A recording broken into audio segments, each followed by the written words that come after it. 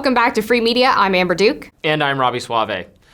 Forget liberal Joe Rogan. The ladies of The View have a better idea for how Democrats should spend all that money to win back young male voters.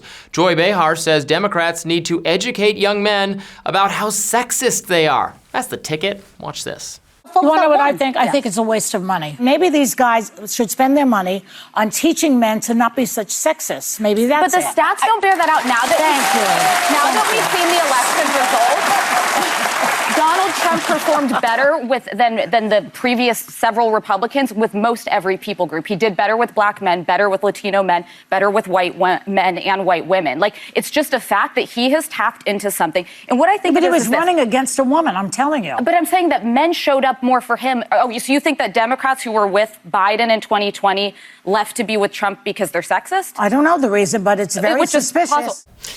It's very suspicious. Oh, joy. Well, that's an interesting political strategy. Just alienate young men even further for being sexist.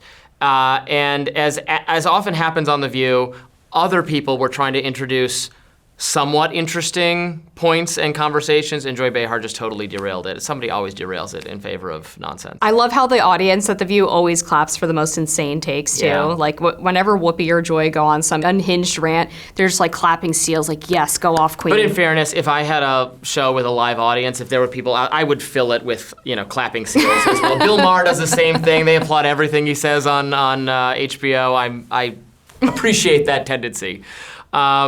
So it is true that, on some level it is true that Kamala Harris did poorly with a bunch of different groups. I don't think it's sexist that she wasn't well liked by these people. It's just that she was not appealing to, she does have a kind of, the brand of the Democratic Party is, I just think, kind of unfriendly to young people and to men, and so that has been the consequence. It is often wrongly portrayed as a racial problem, that because Trump did better with black men, for instance, but it's more age and gender than anything else. Yeah, exactly. And obviously calling young men sexist is only going to further that perception that the liberals are sort of like the whiny school marms who don't want people to have any fun, who don't like jokes, who don't want people to care about pocketbook issues more than they do social identity issues, which is really, I think, why young men turned away from the Democratic Party.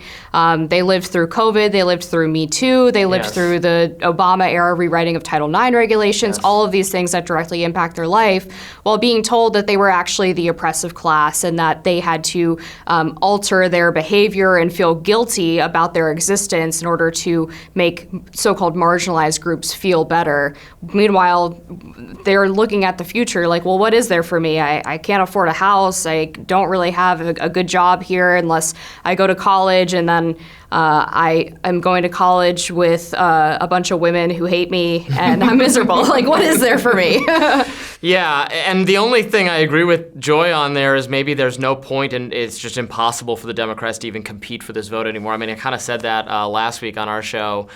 They just don't have anything to offer. Maybe they should just double down on getting every older person and very affluent white, run up the scoreboard with black women, and that's how they got to try to put together a coalition. But that'll be really rough, as you pointed out, in the swing states. But that's as good an idea as actually trying to build in a lab a liberal Joe Rogan and spending millions of dollars. What did they say? $20 million. $20 million. And Joe Rogan, and I'm not the first person to point this out. Everyone is correctly pointing this out.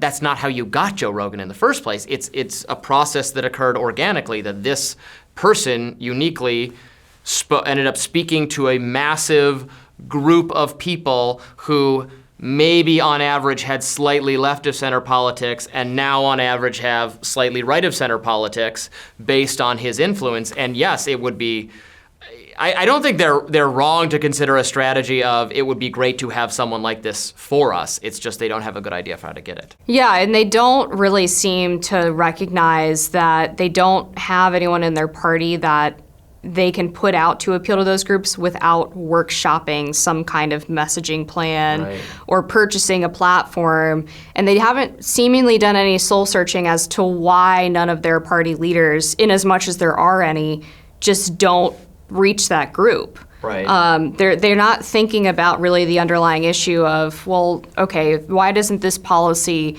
seem to resonate with young men? What are they telling us that they don't like about it? They want to study the language of young men, but it's like, well, why don't you already have someone in your party who speaks that language? Like, that's the thing that's kind of missing for me. Yeah. Thanks for watching Free Media. Be sure to like, share, and subscribe to our show. We'll have more for you right after this.